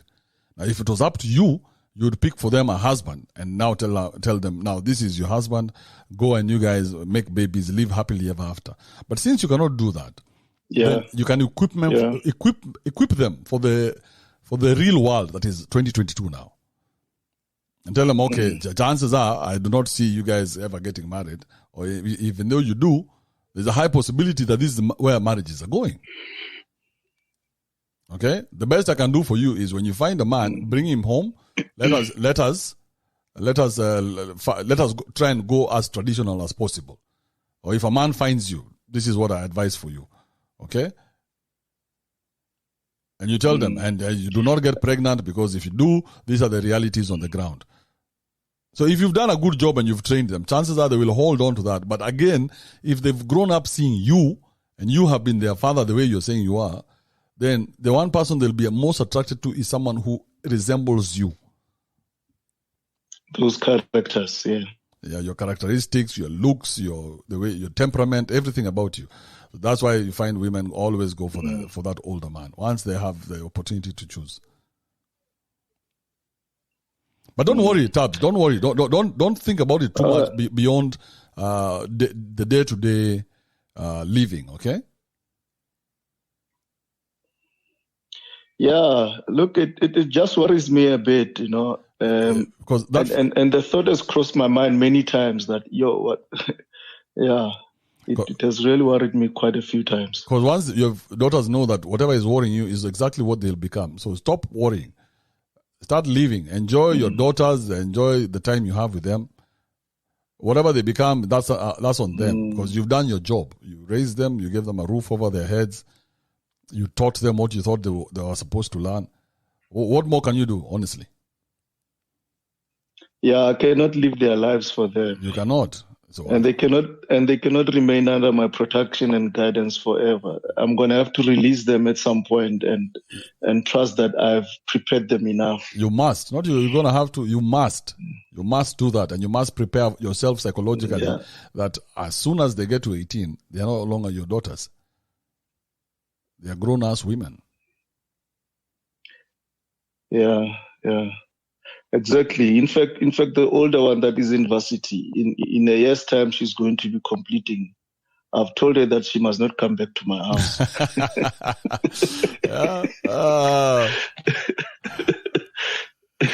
So, okay, thanks a lot, Kibe. No worries, man. I appreciate that, Tubbs.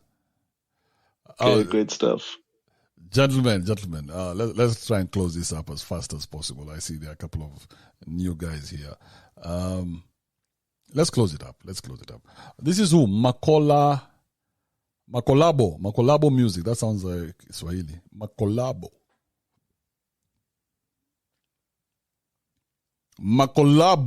Are you there? Makolabo. Kibe, I'm just listening. Oh, you're just listening. Please. Good work, Kibe. All right, thank you, Makolabo. Let me go to Yoruba Demon. Are you there? Kibe. What's up? It's been a while, eh? Where have you been, man? Working very hard. Still hacking people's phones. No. Looking at pornography. I'm just developing software, bro. Oh, all right. Man, we need to develop one huge African software where we can bring all our African brothers together. You're right. All right, go ahead. Tell me, what do you think of the topic for today? Okay. I heard what Tab's submission, and I think he shared quite a lot of, concerns that I have. Can you hear me? Yeah, I can hear you. Okay, so I'll say one thing I'll say I'm afraid of is working hard for something to a point where I start, I get so attached to the point that my sense of security or sense of self, I start drawing it from that thing, I think that's one thing I fear. I'm not scared of failure. I'm not scared of all those. I think the everyday thing, I don't know if it's from, I went to a military school. So I think the way, I grew up, I've been conditioned in such a way that I have to adapt to any situation and not be controlled by anything. So I think getting too attached to something it's weakness in a way, and it exposes you. It makes you vulnerable. Have you been attached to something before? I'll say when I was young, I'll say toys and stuff like that, because I'm someone that think a lot, and when I look at the thing, some of the decisions I've taken, looking at how... Yoruba, you said you're someone who thinks a lot. Yeah, I think so. I think a lot, yeah. So I reflect on, growing up and a lot of things I've done, how my life turned out. Do you mean you think or you overthink a lot? Maybe I overthink. Maybe that's it. Yeah, maybe overthinking. But I think, it's a reality, that when you get too attached to, let's say, for instance, Tabs was sharing something about he's worried about how his children will turn out. And for me, he's attached, obviously, So if he's expressing that, then that's a bit of vulnerability on his part. So that's a worry, that's a fear, So even your riches, your wealth can be something you're attached to. That's okay. When it's taken from you, then you're nothing. So that's a fear. So I'm someone that I've lost it all before, and I bounce back, and I didn't feel anything. I didn't feel like I've lost my world or whatever. I've been in a place of a good place, and I adapted. Sorry, let me just. What? Yeah. So what? When you said you're afraid of getting attached to something, yeah, attached to people, places, things. What are you afraid of getting attached to? Yeah, being attached to things you work hard for something, then it becomes you start drawing your sense of security from that thing. Your sense of self is attached to that thing. Once it's taken from you, then you're nothing. But it's not something you've done recently. It's something you did when you were a kid. Yeah, but it's something. It happens. Like for instance, okay, you have this space. This space, if it blows up, and okay, you get your own. Let's say you get your TV and everything, the hard work and everything you've done. All these things are subjected, can change anytime, can be taken from you anytime. So now when you get so attached to it that if it's taken from you and you can't even find yourself anymore, you lose yourself. But I don't know if you understand what I mean. I'm trying to understand. You said it's not happened recently. It happened when you were a kid. No, I'm just trying to give you, an idea of it. Like when I started, understanding. Look, you must not get attached to anything. You must not get attached to money. Yeah, but I'm with you, bro. I'm with you all the way. But you said it hasn't happened recently. It happened when you were a kid. So I'm wondering, why do you have such a healthy fear of something that you are not experiencing? Because I've seen it a lot manifest in people's lives. Some people have killed themselves because they lost all their things. They lost all their belongings. They lost their business and they killed themselves. So it's like they've attached so much to their business, To you, what you see is that this person was too attached to their business, hence they killed themselves. Yeah, it's the reality. Yeah, that's it happens a lot. It happens. So people get so attached to things and their sense of security as well. They start deriving it from that. Their sense of self is tied to that. That when you take it away from them, they're nothing anymore. In fact, they lose everything. They lose their senses. So you've been living other people's lives based on their fears. No, it's not their fears. Those things are not their. People are not conscious of this. You understand? People are not conscious of what I'm saying. But I've seen it manifest that people unconsciously, their sense of security has been tied to those things. But not on yourself. You've seen it with other people. Yet you have the fear within yourself. Yes. So what do you see? But it has not stopped me. What do you see in those people that reflects on you?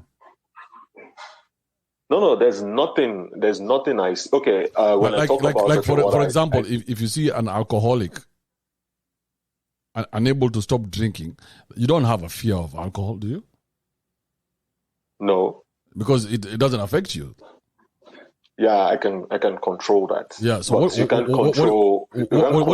is this that is putting fear inside you? Like it is just about to happen to you. What happened that you got this fear? And this fear, it has never manifested itself in your life, but you're still afraid. What happened? Okay. What did you lose that you were so attached to, maybe when you were growing up? Because now that's what I'm seeing. Okay, so it's okay. Growing up, I've had my father buy some things for me, you understand, and it will just take it away and just be like, okay, no, you have to do this, you can't play with this thing anymore. So that attachment you develop with your toys, like growing up and things, so that taught me never to get attached to things and get so tied to things so much that it becomes a source of your happiness. Your dad is the one who did this to you. Did you understand what I mean? Yeah. So your dad is the one who did this to you. Yeah, but it's not something bad. Every kid. Why? Parents. Yoruba. Slow down. Your dad did this to you, and you're saying it's not something bad, yet it is affecting you as a grown-up. Okay. So this is one thing I want you to look at. Now, I went to a military school. You understand? I got a similar orientation there, like not getting attached to things and adjusting to any circumstance. You need to learn to adjust to it. So it's that mindset that I operate with. So I was making references to that childhood event as that, like some sort of early warning or some early insight into how life is. That don't get too attached to things, that you start deriving your happiness from it. You understand? So that happened. That's why I said, look, it's not something bad. People get grounded for things. They get their phones taken away. So it's not like a you are. It's not something that was good.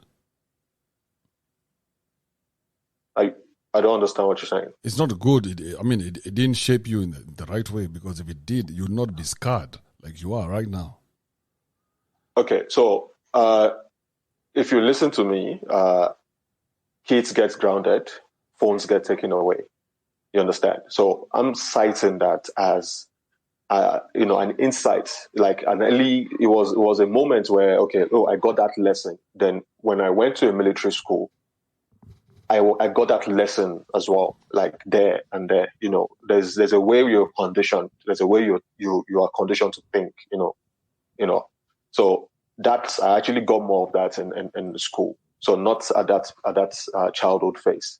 So getting attached to things that you start drawing your happiness from it is, it makes you very vulnerable.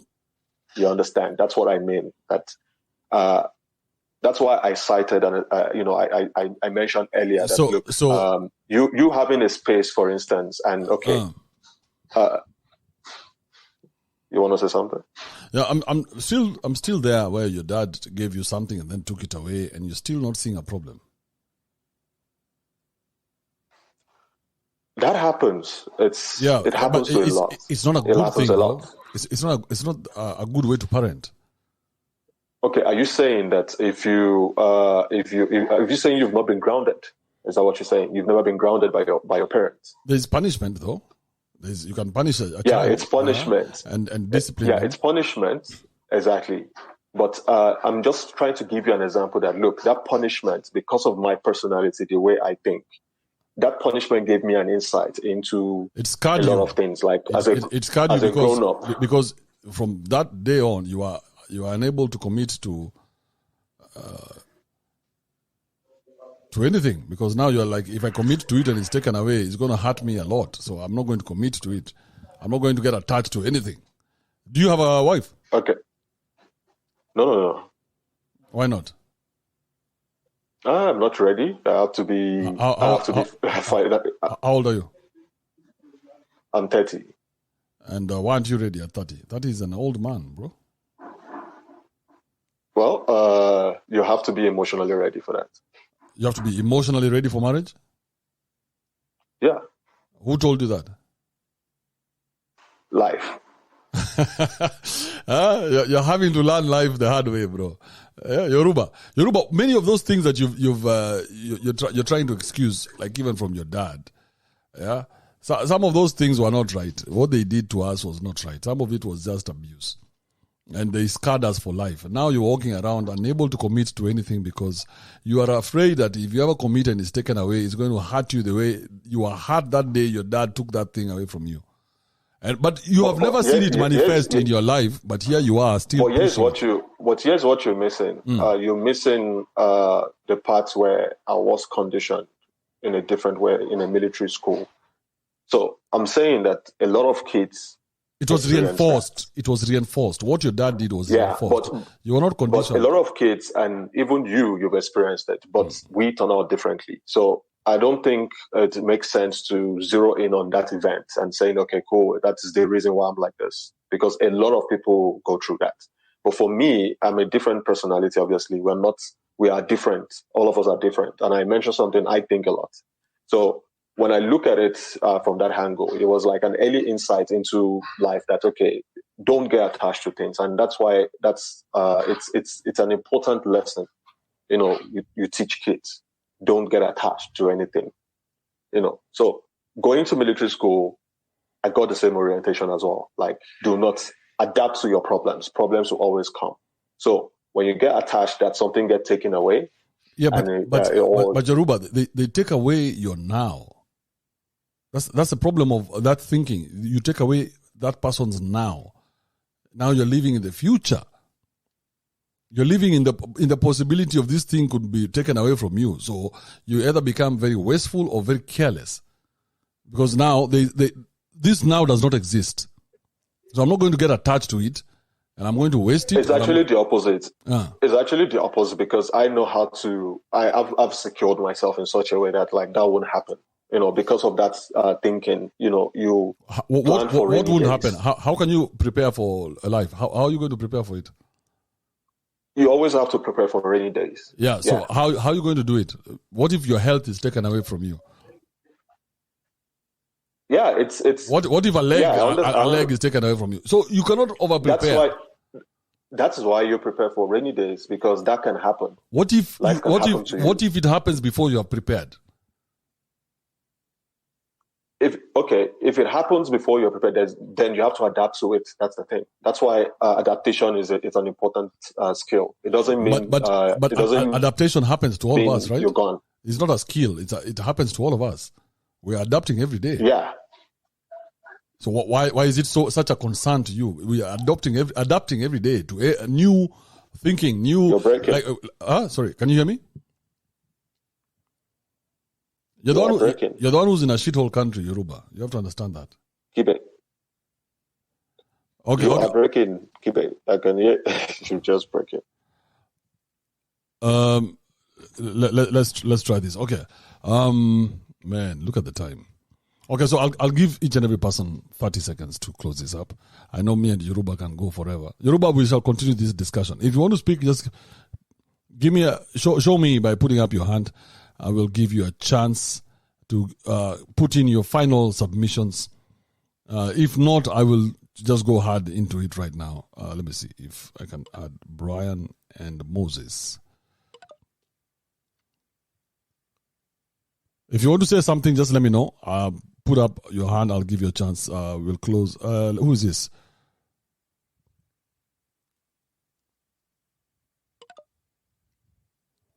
All right.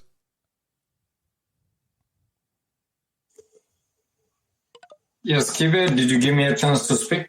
Yes, go ahead, Makolabo. Oh, sorry, this is Makosa.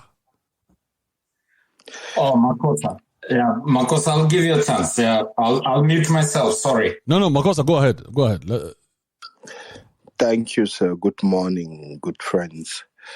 What am I afraid of?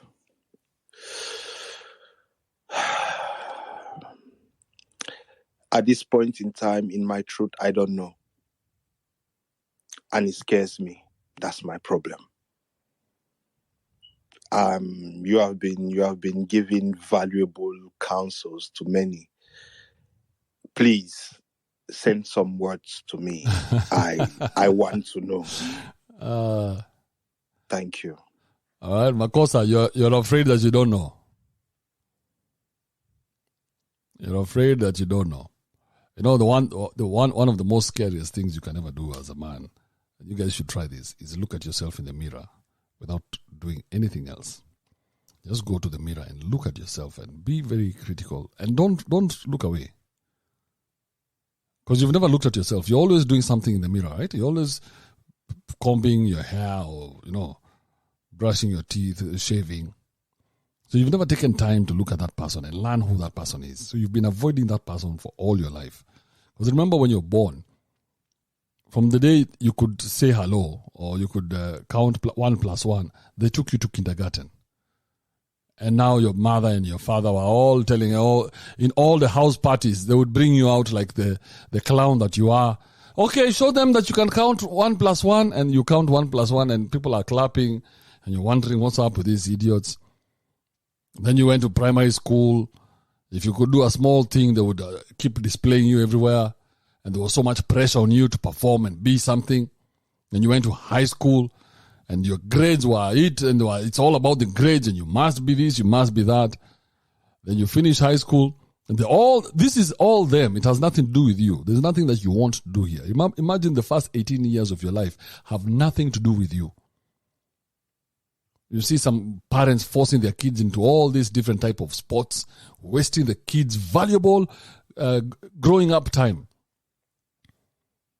Because you want your kids to be ballet dancers. You want them to skate. You want them to do all this stupid shit that you see in movies. So you've never allowed that kid to just be a kid, to grow up and learn themselves. You cannot even allow them to play. You have to go interrupt their play. No, don't do this, don't do that. So remember, many of you have grown up. You're a man now, yet you don't even know yourself. You left high school, you go into campus. Campus, there you are, having to give your parents a degree. You get out of that, before you know it, you have this job, this dead-end job that you look at everybody and say, all these people are mediocre. Because you don't know anything even about yourself. Before you finish campus, before you've done that job 5 years, you get a woman pregnant. Now you have to marry her. And here we are. Now you're a family man. You know nothing about yourself. And now you're raising children. Imagine a man who knows nothing about himself raising kids. What do you think you're raising? That's where your fear is going to come from, because now you're afraid. You don't know anything. Like, what is happening? How did I find myself here? I'm here and I cannot tell you what I've done with those years. I have 25 years, I cannot tell you. 27 years, 30 years. I cannot tell you what those years have been for me, because there is not been a single day I have taken for myself. Those are not my days. Those are days for other people, bro. It is your mom, it is your teacher, it is your aunties, always somebody else, never you. And now when you get a woman, this woman now starts saying, oh, you need to treat me this way, you need to treat me that way. Now she's become your problem. Now you're here handling another issue. So you never get a chance to know who you really are. That's why you guys have heard of this thing known as midlife crisis, where a man gets to around 40, 45 years, 50, and he's confident enough to say no. He's confident enough to say no. And then now he can do the things that he actually really wants to do. And then people now term that as midlife crisis. Because he would buy the car he exactly wanted to buy. He would go to clubs he wants to go to. He would do things he wants to do. And you say, no, it's midlife crisis. No, it's like, no, I've just discovered who I am. And I actually do enjoy dressing in sports gear. And people are saying, look at that old man dressing in sports gear. No, it's because I never got the chance to do it, because I lived your life. Some of you are wearing suits every day. You don't know what the fuck is, you don't even know who you are. Look at yourself in the mirror. Stare at yourself for 5 minutes, bro. Stare at yourself. Ask yourself, who is this guy? Who is this guy that I keep seeing every day, that I keep running away from? Because if I don't know who this guy is, then I can be of no good to anybody else. If you do not know yourself, do not get married, do not ever raise any children, because you're going to fuck them up. And you're going to try and create something that does not exist. But once you understand who you are, then you realize that a lot of these things that we have put in our lives are just bullshit. We have a lot of bullshit. We've created a lot of bullshit around our lives. It is such rubbish. It has no meaning whatsoever. Get rid of all the noise in your head. Your aunties, your sisters, your mom, your dad. All those people who told you you can't. That's nonsense. All those are childish impressions that were made to you.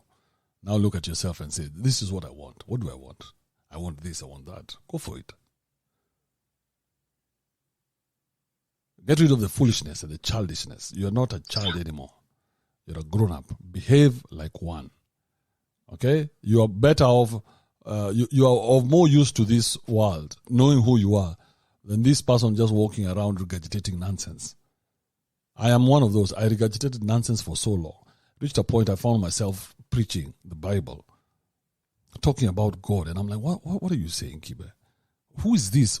Who is this person talking about God? What does he know?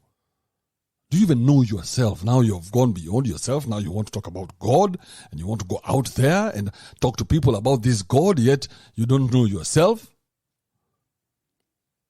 What a lot of bullshit. Learn yourself first before you can talk to anybody about anything. So what I did, and it's a very pompous of me to think that way, but what I did is I started talking about myself. And if you look at my videos from day one to today, I started doing videos about myself. I am not afraid to speak about my failures. Past, present, and if there's going to be any future, I will talk about them. Because that's the one thing that I know. The only person that I know in my life is me. And since I want to put my life out there, I talk about my failures. My successes, nobody gives a shit. My successes, you can see them. I don't need to tell you about them. But my failures, some of those things that you've never seen me fucking up, I will tell you about them. So because some of you think you are special. And you think that these are all special, you're a special needs child, that everything is just happening to you. No, bro, things happen to everybody. But now you have to learn yourself. Once you learn yourself, bro, some of you don't even need to be married. You will stay by yourself and happy. You will take yourself for a movie. The day you find yourself sitting in a movie hall and enjoying it, not out of depression. Not out of depression. Bro, I found myself sitting in a bar, having the time of my life, sitting by myself, watching people walk, and I was just observing, and I was having the time of my life. And I'm like, why? And before, when I used to sit down in a bar, I would think, who should I call? Who should I call to come and join me? I cannot be here by myself. Who should I call? Why am I by myself? I need somebody here. And I would go through my phone, bro, and send the same message to like 300 women. And the women who would respond fast, I would be like, come through, and have a bevy of women there. 6, 7 women just, all looking up to me like I'm God. And I'm like, this is it. And I call two of my other buddies. Yes, Kiva. Yes, Kiva. All right, Judas, I think we're done with this show. So I was just closing up. Let me not pretend that I want to hear more convos. We've had a lot of convos and it's been very, very long. So let's close it up. Tomorrow, Kamalia, we shall discuss more. But I appreciate each and every one of you guys who came through. Go look at yourself today. Look at yourself in the mirror. Enjoy your time by yourself. So that when you say that you want to start something, then you ask yourself, who is talking? When you say, I want to get married, ask yourself, who is that who's saying he wants to get married? Is it me, or is it my auntie or my mom or my cousins? Who is it? Who is that saying I want to get married? Who's saying I want kids? Is it me? Or is it just another rite of passage that the world has created and it has nothing to do with you? So you're doing all these things to please other people. Now you have kids to please other people, and yet you didn't want kids. You have a wife to please other people, yet you didn't want that. What do you want? Don't you think you'd be a much better person if you just operated based on what you want? Now, if you made a mistake and you got kids, man, you take care of your kids. I'm always for that. Take care of your kids. But if you don't have kids and you're being pushed to get kids by somebody else, you take that to them and tell them, why don't you get those other extra kids that you want? Work on your own schedule and your own calendar. Gentlemen, I appreciate your time here. We do this every morning, 7 a.m. Kenyan time, 11 p.m. Central Standard Time. Join me tomorrow, same time, same place. My name is Andrew Kibe. The show has been Morning Wood only on www.rogueradio.live. This is the home of underground hits. Do join me on my Patreon, patreon.com/KibeAndrew, where you can get more and more of my content. And if you want to see my beautiful, wonderful face, I'm on YouTube every day at 10 p.m. Kenyan time. Just look for Andrew Kibe or Mr. Lambistic. All right, guys. See you tomorrow. Same time, same place.